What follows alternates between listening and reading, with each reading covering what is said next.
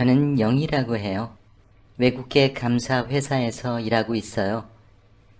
제가 처음 철수와 사랑에 빠졌을 그때만 해도 저는 철수의 어머니에 대해 아주 좋은 감정을 갖고 있었어요.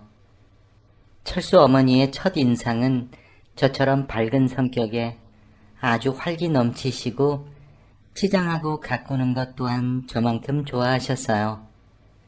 그래서인지 철수 어머니와 저의 사이는 급격히 가까워졌죠. 얼마 뒤 양갓집 어른들이 상견례를 가지며 저랑 철수의 결혼 문제에 대해 의견을 나누었어요. 그런데 양가 상견례 이후 철수 어머니와 저의 관계가 급격히 틀어지기 시작했어요. 알고 보니 우리 엄마랑 철수 어머니가 동창 사이였어요. 동창 사이면 나쁠 게 없었죠. 그런데 문제는 그와 반대로 우리 엄마가 학생 시절 때 철수 어머니를 아주 광적으로 싫어했다는 것이었죠. 엄마는 두말할 것 없다며 저랑 철수는 반드시 헤어져야 한다고 목청을 높였어요. 그 후 반년이 넘도록 엄마와 저 사이에 신경전이 벌어졌지만 자식 이기는 부모 없다고 결과는 결국 저의 완승으로 끝났죠. 아무리 엄마라도 완강한 제 뜻을 꺾을 수는 없었어요. 그렇게 해서 저는 마침내 철수와 결혼을 하게 되었어요. 철수 시댁으로 들어가 시집살이를 시작한 바로 첫날부터 저는 시어머니의 마음에 들기 위해 그리고 양갓집 두 어머니의 관계의 회복을 위해 물심양면으로 안간힘을 썼어요. 하지만 어이없게도 저의 그런 피나는 노력이 무색하게도 제가 노력하면 할수록 상황은 더 나빠졌어요. 제가 나름 정성을 다해 차려놓은 밥상을 바라보는 시어머니의 태도는 아주 냉담하기만 했어요.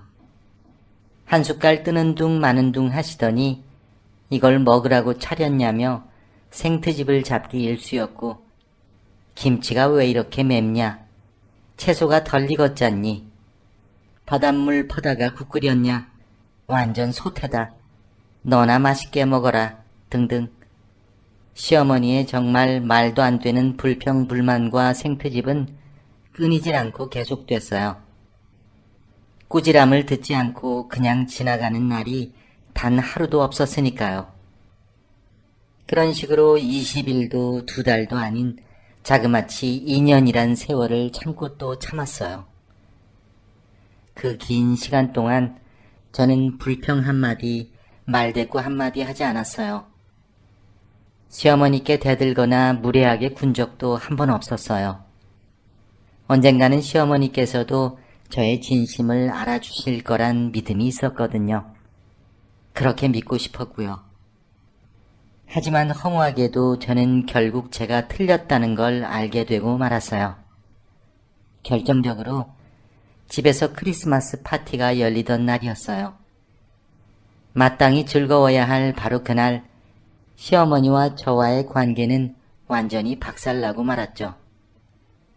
그날 점심 무렵 집에 좀 일찍 귀가했는데 집에 들어서기가 무섭게 시어머니의 꾸지람이 시작됐어요. 너 니네 친정엄마한테 내 욕을 아주 엄청나게 했더구나. 뭐라고? 내가 아주 고약한 시어머니라고? 너 내가 오늘 그 많은 사람들 앞에서 얼마나 개망신을 당했는 줄 알아? 도대체 너 니네 엄마한테 뭐라고 한 거니? 뭐라고 떠들어댔길래 걔가 나한테 그딴 소리를 짓거리는 거냐고. 내가 기가 차서 정말. 그러더니 시어머니께서 고개를 돌려 남편을 죽일 듯이 째려보며 남편도 싸잡아 언성을 높이셨어요. 너는 얘가 나에 대해서 여기저기 헛소리하고 욕하고 돌아다니는 것도 안 보이니? 그래도 이딴 애랑 계속 살고 싶니? 난 이런 못돼 먹은 며느리랑은 한 집에서 같이 못 산다. 이런 며느리 차라리 없는 게 나아. 그러자 남편이 반신반의 믿지 못하겠다며 저에게 물었어요. 당신 엄마 말이 다 사실이야? 저는 당연히 아니라고 했지만 제 대답이 끝나기가 무섭게 시어머니가 더욱더 언성을 높이셨어요. 어머, 얘 좀 봐. 얼굴색 하나 안 변하고 뻔뻔스럽게 거짓말하는 것 좀 봐. 이제 보니 얘 정말 영악한 애네. 이런 애랑 어떻게 한 집에서 사니? 안 되겠다. 얘 당장 쫓아내야 되겠다. 이런 애를 우리 집에 그냥 뒀다가는 우리 집이 멸문지화를 면치 못할 게야. 너 알아들었니? 엄마도 좀 진정해요. 남편이 나름 중재해보겠다고 안간힘을 썼지만 막무가내인 시어머니 앞에서는 아무 소용없는 일이었어요. 그때 시어머니가 손가락으로 현관문을 가리키며 저보고 당장 집에서 나가라며 소리치셨어요. 얘 당장 버리고 다른 애랑 재혼해. 문해충 백치를 데려다 놓은들 얘보다야 못하겠니? 100배, 1000배, 아니 10,000배는 더 낫지 싶다. 흥. 그 말에 저의 자존심은 완전히 곤두박질 쳤고 인내심 역시 한계에 다다르고 말았어요. 저는 말 한마디 없이 입을 꼭 다문 채 간단히 옷가지를 챙겨 바로 친정집으로 가버렸어요. 그리고 바로 다음날 이혼 수속을 밟기 시작했어요. 몇 주 뒤 남편이 저를 찾아와 화해하자며 사정사정했지만 저는 단호히 거절했어요. 이미 결심한 제 마음을 남편 아니라 남편 할아버지가 와도 이제는 되돌릴 수 없었어요. 그로부터 몇 년이 흐르고 저는 재혼을 하며 새 가정을 꾸렸답니다. 전 남편이 된 철수는 여전히 혼자였어요. 전 남편은 완전히 다른 사람이 되어 있었어요. 예전보다 더 비열해지고 더 괴팍해지고 말수도 적어졌어요. 엄마 말에 의하면 예전 시모도 동창회에서 더 이상 모습을 볼 수 없었다 하네요. 예전 시댁 소식은 가끔 집 근처 마트에 갈 때마다 오지랖 충만한 전 남편 동네 아줌마로부터 전 남편 집안 얘기를 가끔 전해 듣곤 할 뿐이에요. 철수 엄마 말이야. 자기랑 철수 이혼시키고 나서 아주 신이 나서 살 것처럼 그러더니 알고 보니까 하루 종일 그냥 집에만 처박혀 있어. 대문 밖에는 한 발짝도 얼씬도 안 한다니까. 그리고 철수 걔도 사업 쫄딱 망해서 지금은 어딘 멀리까지 가서 굳은 일 하고 있나 봐.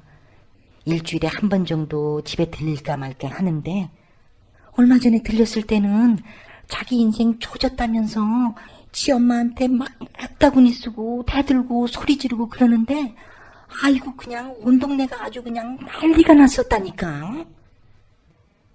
그러거나 말거나 두 번 다시 떠올리고 싶지 않은 힘들었던 시간들 마음속에서 이미 다 지워낸 저는 지금 그 어느 누구보다도 행복하게 그리고 아주 맘 편하게 살고 있답니다. 그 집 식구들이 아직도 아둥바둥 구질구질하게 살고 있다는 말 들었을 때 솔직히 속으로 이런 생각이 들더라고요. 다 니들이 택한 거다. 누구를 탓하겠니? 그렇게 한 번의 실패를 통해 저도 진리 하나를 깨달았습니다. 속 좁고 너그럽지 못한 자들에게 행복 같은 건 절대 찾아오지 않는다. 라는 진리 중의 진리를 말이죠.